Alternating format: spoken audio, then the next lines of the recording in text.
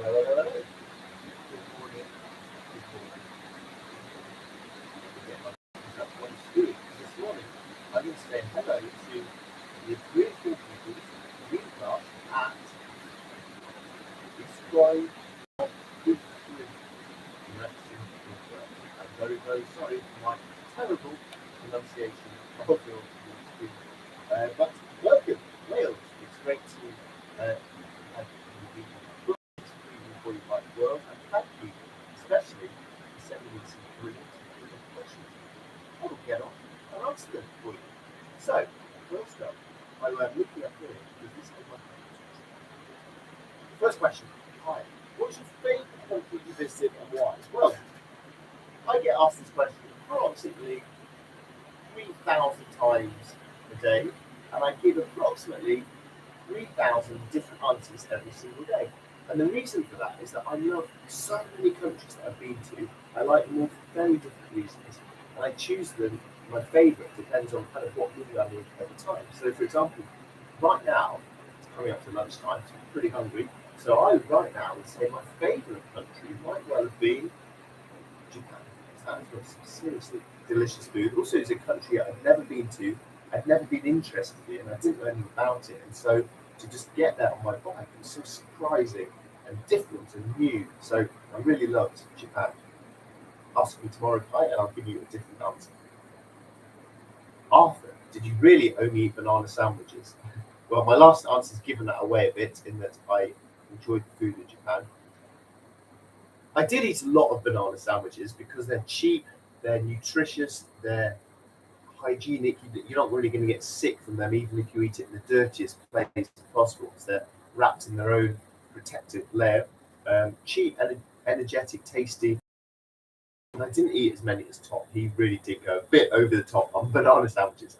I ate a lot of banana sandwiches, a lot of noodles, but generally I just ate whatever was cheap in whatever country I was cycling through. So my diet varied a lot as I went through lots of different countries. Hallie, did you actually drink milk and blood? So my book is true. I did. I didn't even introduce myself at the start. How very rude. My name's Alistair Humphreys, and I'm the author of The Boy Who Biked the World. And I did myself cycle around the world. It took me 4 years to do. And the story that you've read, The Boy Who Biked the World, is all of the things that happened to me, and I've just simplified them, put them into a book that I hope the children enjoy. And it's all true. I did all of those things, except the very, very start of the very, very first book. I did stay in that Maasai village as described, but I didn't have the famous milk and blood ceremony. But I started the book with that. And ever since I've done it, I don't know why I did that, because everything else in the whole book I did, but I didn't do that. So, no. But it's a sort of true story, except I didn't do that bit. I'm sorry. Katie, what was your favourite language that you learnt? Well, I learnt a few words in every language I went to, but the only language I got properly quite fairly good at was Spanish, because I had a whole year cycling through South America, and I loved being able to speak properly to people across that continent. So if I could have a superpower for cycling around the world, it would be that, to be able to speak every language in the places I went. That would be an amazing superpower for adventures and travel. Karen, do you wish you took someone with you so I wasn't lonely?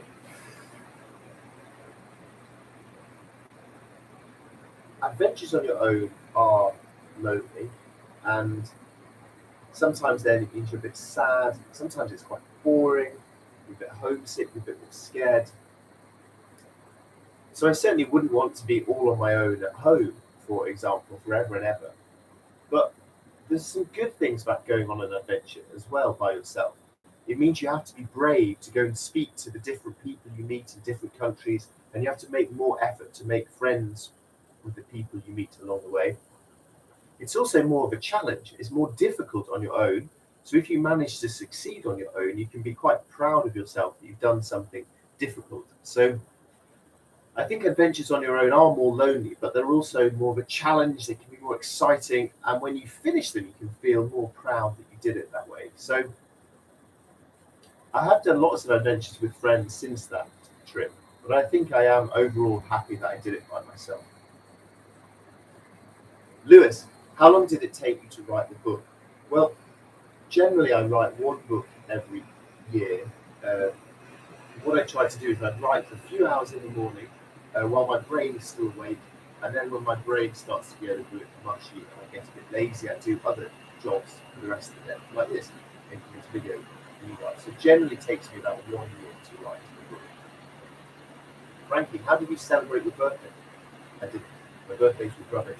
It was sad and lonely and except one birthday when I was in Chile, in the bottom of South America, and I gave a talk to the school. And somebody asked me that question, and I said to the children, well, they have birthdays, they're rubbish. And the next day was a Saturday. I was staying at a teacher's house, and there was a knock on the door, and loads of the kids from the class had come around with a cake to give me a birthday party. So that was a really nice birthday in Chile, in South America. Alex, did you bike in the break? What did you do? Yeah, my bike broke lots, so I had to get quite good at fixing it with carrying bike tools and spare parts to fix things. I also had to use my imagination sometimes to fix things when I was far from a bike shop. So my tyre wore away till there was a big hole in it, and that means you get lots of punctures. So I went to a rubbish dump, and I found an old Wellington boot, and I cut the back of the Wellington boot out, the rubber bit, and I strapped that over the tyre, which worked quite well, but it worked every time I cycled. The front rack where I fixed on the bags, that broke, and I fixed it with a spoon. I tied my spoon on and tied it all together, which worked brilliantly, but it did then make eating my noodles a bit more difficult. And then when I got to a big city, I'd go to a bike shop and get it repaired properly. Gracie, what was your favourite place to celebrate Christmas? So I was away for 4 years. My favourite Christmas was probably the one in Jordan in the Middle East, which is a Muslim country. So it wasn't even Christmas, it was just a normal day. They don't really celebrate Christmas in the way that more Christian countries or Western countries do. So that morning I woke up in a beautiful desert landscape. I went to a little town and I treated myself to a falafel wrap for breakfast. I actually had two because it was Christmas. And I cycled through a beautiful desert landscape wearing my Santa hat. Nico, have you still got your bike? I don't. I kept my bike for a few years, but then it was getting a bit in the way in my house, and it was completely old, and it really was so broken it didn't even work. So then I just took it to the recycling and I chucked it into the tip. So it probably got recycled into baked bean tins or something. But I still have the memories. Ira or Era, sorry for pronouncing your name wrong. Was there actually a scorpion in your shoe? I never actually put my shoe on with a scorpion in it, thankfully, but I did get into the habit every day of shaking out my shoe, shaking out my sleeping bag, and I did once have a scorpion in my shoe when I shook it out, so that's a good habit to have. That would be a bad start to the day to be stung on the toe by a scorpion. Emmy, what's your favourite food you tried? Oof! All these questions before lunch about food.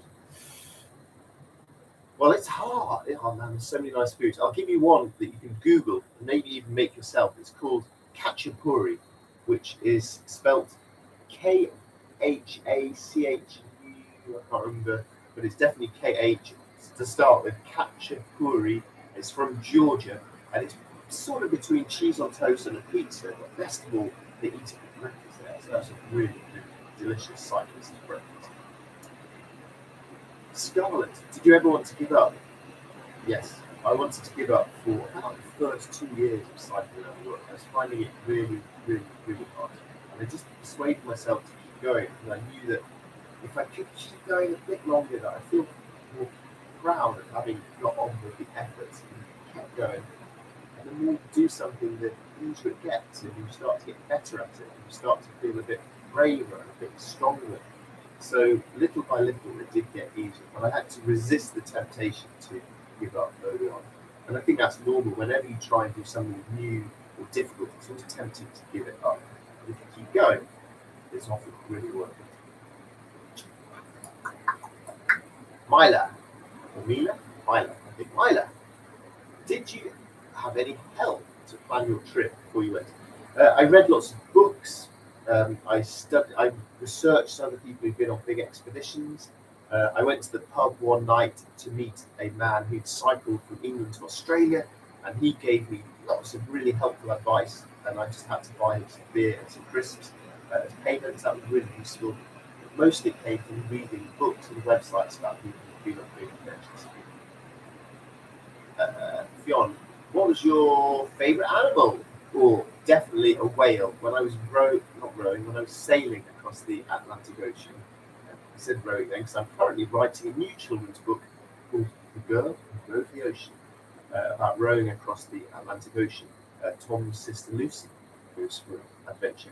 But I sailed across the Atlantic on the trip that you guys are reading about. My favourite thing seeing on that was a big whale leaping out of the ocean. That's an amazing thing to see. William, what advice would you give to anyone who wants to be an explorer like you? My advice would be to start young, to start small, and to start today. So find some place near to where you live. You guys live near Wrexham, so you live near beautiful countryside. I reckon within 5 miles of your house there is a wood or a hill that you've never been in or you've never climbed it. If you go and do that with your friends or family or school, then you are being an explorer. If you go somewhere you've never been before, you're being an explorer. You can begin that right now. You don't have to wait until you're old and you're tired of the money to go on big adventures. You can start right now, and that really gets you into the habit of going on more and more adventures. But the other thing I would encourage you to do is to read lots of books on adventures.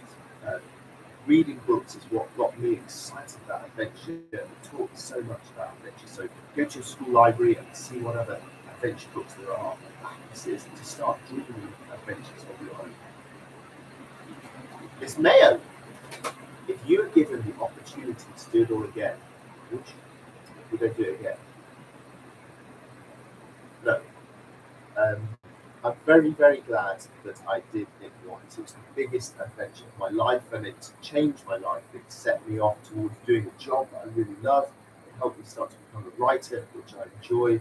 It taught me so much about myself and about the world and what a good, kind place the world is. I'm so glad I did it once. But 4 years is a big amount of your life. It's a big slice of your life. And it was really hard, and it was lonely and difficult. And I think now I'd rather do an adventure that was a bit more fun and shared and enjoyable.